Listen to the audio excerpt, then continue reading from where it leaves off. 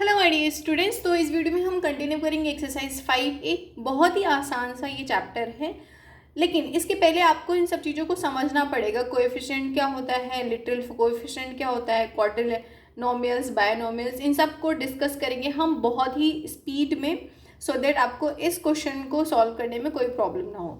सो एक एक करके हम शुरू करते हैं। पहले अलजेब्रा होता क्या है। अलजेब्रा एक ब्रांच है मैथमेटिक्स की, जहाँ पे हम लेटर्स सिंबल्स का यूज़ करके, नंबर्स का यूज़ करके प्लस माइनस मल्टीप्लिकेशन डिवीजन करते हैं। That's it, that is algebra. Algebraic expression क्या होता है। अलजेब्रिक एक्सप्रेशन की बात करें तो ये कॉम्बिनेशन होता है, कंबाइन करके बनाया जाता है वेरिएबल्स एंड कॉन्स्टेंट्स की। ठीक है, कॉन्स्टेंट्स एंड वेरिएबल्स का कंबाइन करके हम प्लस माइनस करके अलजेब्रिक एक्सप्रेशन बनाते हैं, जिसमें बहुत सारे टर्म्स होते हैं। अब वेरिएबल क्या होता है। वेरिएबल की जो वैल्यू होती है वो फिक्स नहीं होती है, क्योंकि ये अल्फ़ाबेट होते हैं, लेटर्स होते हैं। ABC मान लिया आपने, तो ए की वैल्यू B भी 2 भी हो सकता है, 3 भी हो सकता है, इसलिए फिक्स नहीं होती। इसलिए यहाँ पे have more than one value, एक से ज़्यादा इसकी वैल्यू होती है। कांस्टेंट की बात करें, इसकी फिक्स्ड वैल्यू होती है, नाम से ही समझ में आ रहा है कांस्टेंट है ये, और इसकी एक ही वैल्यू होगी, लेट से 3, 5, 7, 10 जो भी है। ठीक है, सो ये ओवरव्यू है एक तरीके से, जो लिखा है बस वही मैं समझा रही हूँ। राइट, अब बात करते हैं एक्सप्रेशन। एक्सप्रेशन क्या होता है, जिसमें हम 2 टर्म्स का यूज़ करते हैं, 3 टर्म्स होते हैं, 5 टर्म्स होते हैं, इस तरीके का एक्सप्रेशन होता है। जैसे यहाँ पे मैंने एक टर्म्स लिखा है 3p² - 7pq, इसमें 2 टर्म्स हैं, ये टर्म्स हो गया, ये टर्म्स हो गया। अब इसमें अगर फैक्टर की बात करें तो फैक्टर क्या है, 3p² में 3 और p जो है फैक्टर है। न्यूमेरिकल फैक्टर की बात करें तो अगर जो नंबर है वो न्यूमेरिकल है।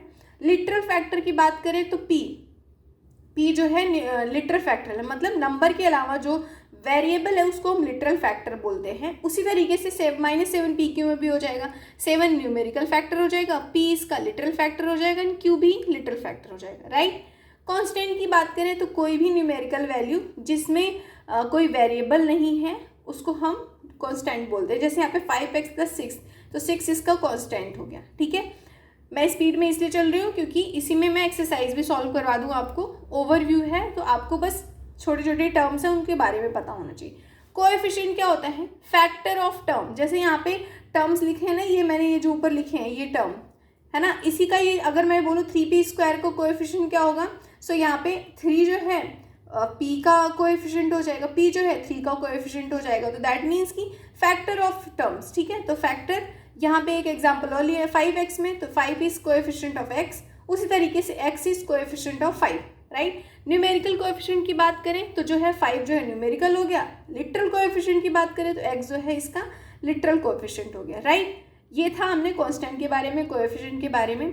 इसी तरीके से आता है like terms and unlike terms. Like terms क्या होता है, जिसमें लिटरल फैक्टर सेम होते हैं, वेरिएबल सेम होते हैं, पावर सेम होती है।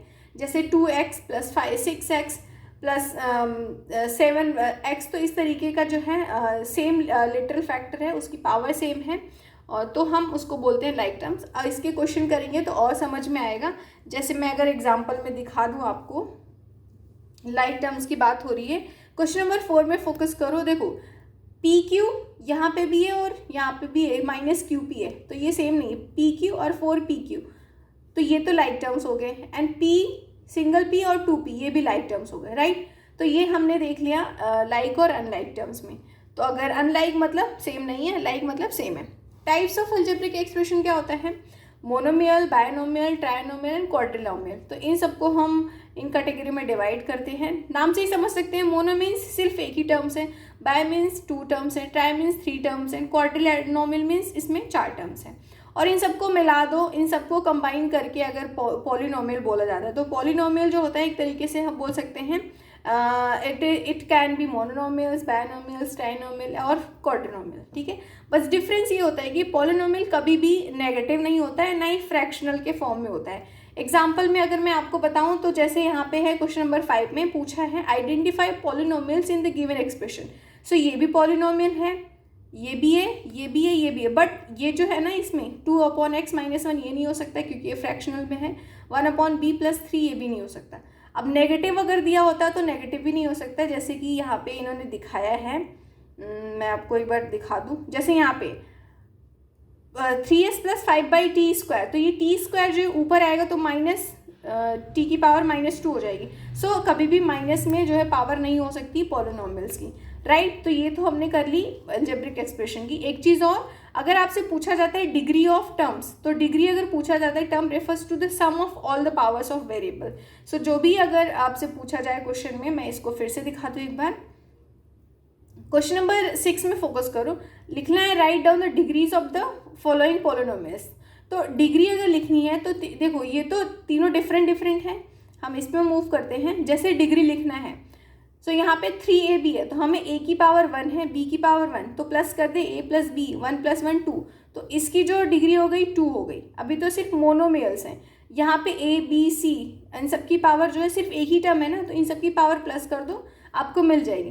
बट अगर किसी में दो से ज़्यादा टर्म दिए हैं तो दोनों को अलग अलग प्लस करना पड़ेगा। जैसे यहाँ पे है 3a² की क्या हो जाएगी, यहाँ पे 2 इसकी पावर हो जाएगी और इसकी 1।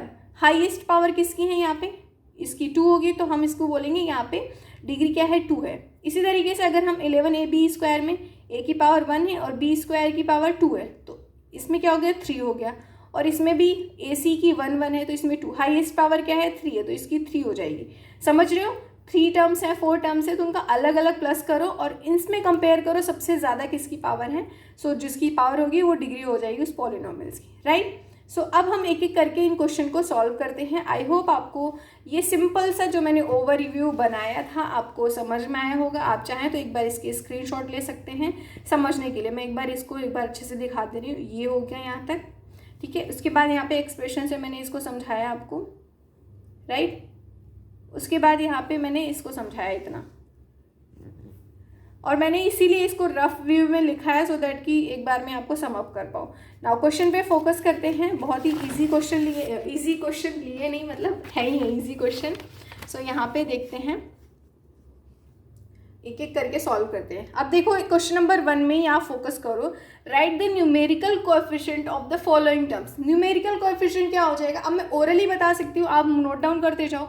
न्यूमेरिकल जो नंबर है, तो यहाँ पे 11 is numerical coefficient of c, -36, -11, 15, and यहाँ पे c की कुछ भी नहीं तो हम 1 लिख देंगे और यहाँ पे 5 हो जाएगा, that's it. Question number 2 literal coefficient. तो लिटरल मतलब जो वर्ड वाले हैं, जो अल्फ़ाबेट वाले हैं, तो यहाँ पे t, c, st, h हो जाएगा, h², a², c और यहाँ पे s। तो इस तरीके से लिटरल कोएफिशिएंट हो गया इन टर्म्स का। Classify mononomials, binomials and trinomials. तो मोनो तो 7x मोनोनोमियल्स हो गया, यहाँ पे 6f + 4c बायो, यहाँ पे कितने 1 2 3 4, तो ये क्वाड्रिनोमियल्स, यहाँ पे 3 है तो ये ट्राइनोमियल्स। तो देख सकते हैं कितना ईजी है। इसी तरीके से आइडेंटिफाई करना है like terms in the following. तो लाइक टर्म्स क्या क्या हो जाएंगे, जैसे PQ QP, ये तो -PQ एंड +PQ है, यहाँ पे 4PQ हो जाएगा। सो इस तरीके से आप उसको नोट डाउन कर लो, माइनस से कोई फर्क नहीं पड़ेगा। PQ -QP और 4PQ ये तो लाइक टर्म्स हो गए, और P और 2P वाला लाइक टर्म्स हो गए, राइट। इसको नोट डाउन कर लेना, मैं ओरल बता रही हूँ। यहाँ पे a² -a², देखो a डिफरेंट है, a² यहाँ पे 9a² और a², तो ये 1 2 3 हो गया, और a और -6 से अलग हो गया, तो ये दोनों लाइक टर्म्स हो गए। इसमें 7p और -p ये हो गए एक, और -3q q 5, ठीक है। 7p और -p एक हो गया, -3q q एक हो गया, 5pq इज डिफरेंट, ठीक है। आइडेंटिफाई पॉलिनोमियल्स, तो यहाँ पे इस तरीके से आपको पॉलिनोमियल्स बताना है, जो कि मैंने एग्जांपल के साथ बता ही दिया था। ये हो जाएगा पॉलिनोमियल्स, ये हो जाएगा, ये हो जाएगा, ये हो जाएगा, बट ये दोनों नहीं होंगे। क्यों, क्योंकि नेगेटिव नहीं हो सकता पॉलिनोमियल्स, एंड फ्रैक्शनल के फॉर्म में नहीं हो सकता। Write down the degree of the polynomials. तो अगेन मैंने कैसे बताया, डिग्री प्लस करना है। सो यहाँ पे a जो है a की पावर 2 है, ये हो गया। 6a इसकी पावर 1 है, तो इन दोनों में हाईएस्ट पावर किसकी है, इसकी है, तो इसका मतलब हाईएस्ट पावर जो है इसकी हो जाएगी पॉलिनोमियल्स की 2। यहाँ पे a की पावर 1, b की पावर 2, 3 हो गया इसकी, इस वाले टर्म की 3 पावर हो गई, इस वाले टर्म की 2, क्योंकि a की पावर 1 c की पावर 1 2, तो हाईएस्ट पावर क्या है 3 है, तो यहाँ पे 3 हो जाएगा।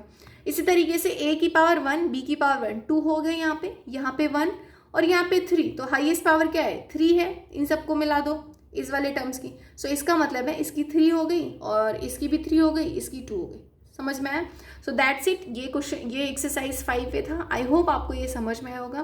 प्लीज़ सब्सक्राइब किए बिना नहीं जाना। मिलते हैं हम नेक्स्ट वीडियो में, जहाँ पे हम एक्सरसाइज 5B करने वाले हैं, राइट?